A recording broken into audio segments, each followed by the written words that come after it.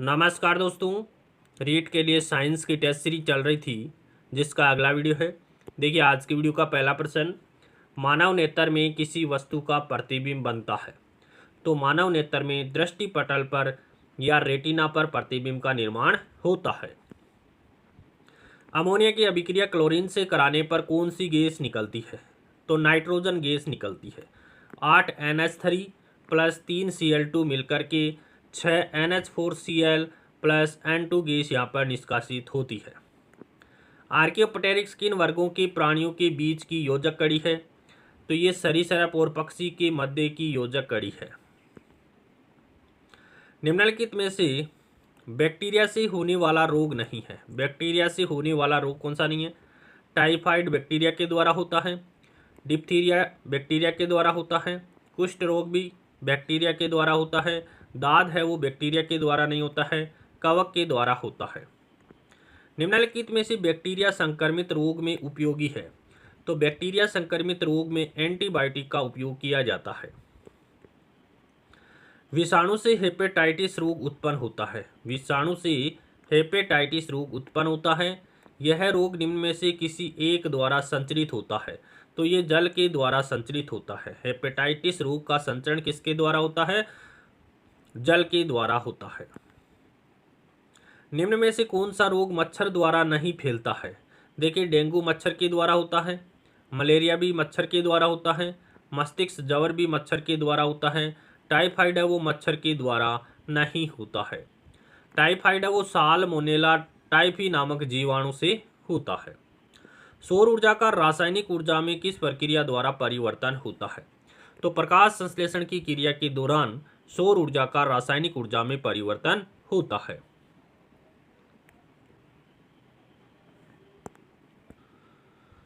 प्रतिरोध का मात्रक क्या है। तो प्रतिरोध का मात्रक क्या होता है, ओम होता है। प्रतिरोध का मात्रक ओम होता है। प्रतिरोधकता का मात्रक ओम इंटू मीटर होता है। अन्योन्य प्रेरकत्व का मात्रक क्या होता है, हेनरी होता है। अन्योन्य प्रेरकत्व का मात्रक क्या होता है, हेनरी होता है। चुंबकीय फ्लक्स का मात्रक वेबर होता है। चुंबकीय फ्लक्स का मात्रक वेबर होता है। चुंबकीय फ्लक्स का सीजीएस मात्रक क्या होता है, मैक्सवेल होता है। चुंबकीय फ्लक्स का सीजीएस मात्रक मैक्सवेल होता है। चुंबकीय प्रेरण या फ्लक्स घनत्व का मात्रक एसआई मात्रक है वो टेस्ला होता है। चुंबकीय प्रेरण का एसआई मात्रक क्या होता है, टेस्ला होता है। या कह सकते हैं फ्लक्स घनत्व का एसआई मात्रक क्या होता है, टेस्ला होता है। फ्लक्स घनत्व का सीजीएस मात्रक क्या होता है, गोस होता है। फ्लक्स घनत्व का सीजीएस मात्रक गोस होता है। 1 टेस्ला बराबर 10 की घात 4 गोस होता है। 1 टेस्ला बराबर 10 की घात 4 गोस होता है। सजीव वर्ग का वर्गीकरण किसके द्वारा किया गया। तो ये रॉबर्ट व्हिटेकर के द्वारा किया गया। सजीव वर्ग का वर्गीकरण किसके द्वारा किया गया, रॉबर्ट व्हिटेकर के द्वारा किया गया। अमीबा किस वर्ग का प्राणी है। तो प्रोटोजोआ वर्ग का प्राणी है जो कि एक कोशिकीय है। प्रतिरक्षा उत्पन्न करने वाली प्राथमिक कोशिकाएं कौन सी है। तो लिम्फोसाइट है। प्रतिरक्षा उत्पन्न करने वाली प्राथमिक कोशिकाएं कौन सी है, लिम्फोसाइट है।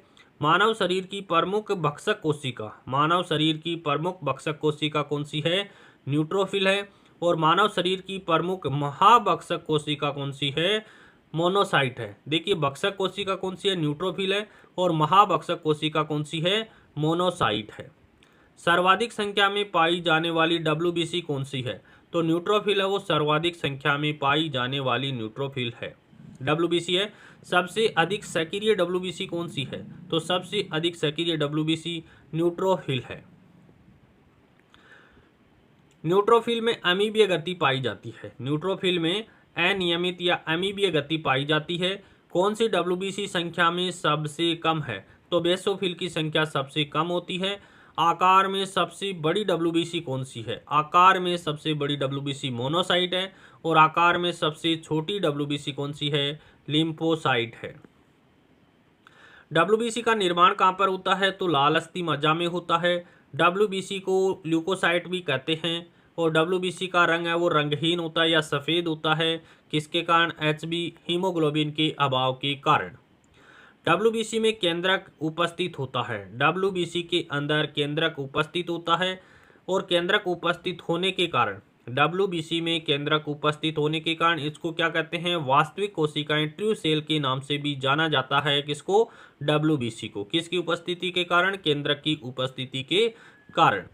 WBC का आकार कैसा होता है, तो अनियमित होता है। WBC का आकार अनियमित होता है एवं परिवर्तनशील आकार होता है।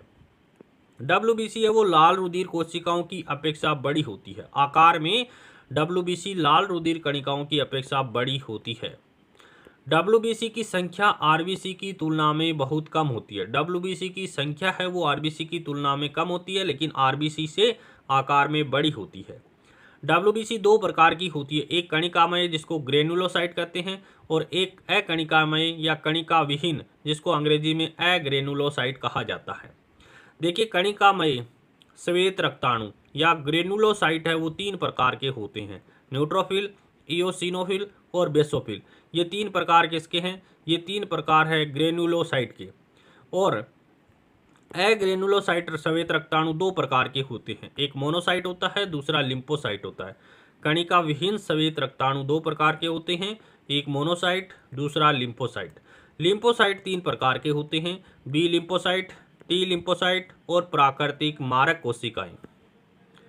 श्वसन की क्रिया में किस विधि द्वारा जटिल भोज्य पदार्थों को सरल भोज्य पदार्थों में परिवर्तित किया जाता है, तो ऑक्सीकरण या अपघटन के द्वारा किया जाता है। जंतुओं में गैसीय परिवहन किस विधि के द्वारा होता है, तो परासरण या विसरण के द्वारा होता है। श्वसन में कितने चरण होते हैं, तो दो चरण होते हैं। क्या श्वासोच्छ्वास में एंजाइम आवश्यक होते हैं, नहीं होते, यानी श्वसन क्रिया में एंजाइम आवश्यक होते हैं, बिल्कुल नहीं होते हैं। मनुष्य के श्वसन तंत्र में सबसे महत्वपूर्ण अंग कौन सा है, फेफड़ा होता है। नासा छिद्र पीछे की ओर कहाँ खुलते हैं, नासा द्वार में खुलते हैं। मनुष्य की श्वास नली की लंबाई कितनी होती है, लगभग 12 सेंटीमीटर होती है। श्वास नली वक्षीय गुहा में जाकर दो भागों में विभक्त हो जाती है, उन्हें क्या कहते हैं, ब्रोंकाई कहते हैं। श्वास नली वक्षीय गुहा में जाकर दो भागों में विभाजित हो जाती है, उसे ब्रोंकाई कहते हैं। मनुष्य में गैसीय परिवहन किसके द्वारा होता है, रक्त के द्वारा होता है। मस्तिष्क का कौन सा भाग श्वसन की क्रिया पर नियंत्रण रखता है, मस्तिष्क का कौन सा भाग है जो श्वसन की क्रिया पर नियंत्रण रखता है, मेडुला ओब्लांगेटा रखता है।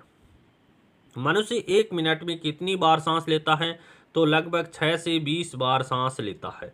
ग्लूकोज के एक अणु के ऑक्सीकरण के लिए कितने ऑक्सीजन अणुओं की आवश्यकता होती है, तो 6 ऑक्सीजन अणु की आवश्यकता होती है।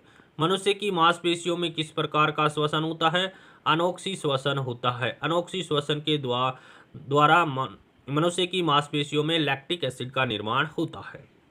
जलीय कशेरुकियों में प्रमुख श्वसन अंग कौन सा है, तो जलीय जो कशेरुकी प्राणी है उनमें क्लोम के द्वारा श्वसन होता है। दैनिक श्वसन क्रिया मस्तिष्क की किस भाग द्वारा नियंत्रित होती है, तो श्वसन की क्रिया मेडुला ओब्लांगेटा के द्वारा नियंत्रित होती है। फेफड़ों के ऊपर का आवरण किसका बना होता है, तो फेफड़ों के ऊपर सुरक्षात्मक एक झिल्ली पाई जाती है जिसको प्लूरल मेम्ब्रेन कहा जाता है या प्लूरल कला कहते हैं। श्वसन के दौरान बाहर निकाली गई वायु में CO2 की मात्रा कितने प्रतिशत होती है, तो 4% मात्रा होती है। सर्वाधिक CO2 का परिवहन किस रूप में होता है, तो बाइकार्बोनेट्स के रूप में होता है। सर्वाधिक CO2 का परिवहन किस रूप में होता है, बाइकार्बोनेट्स के रूप में होता है।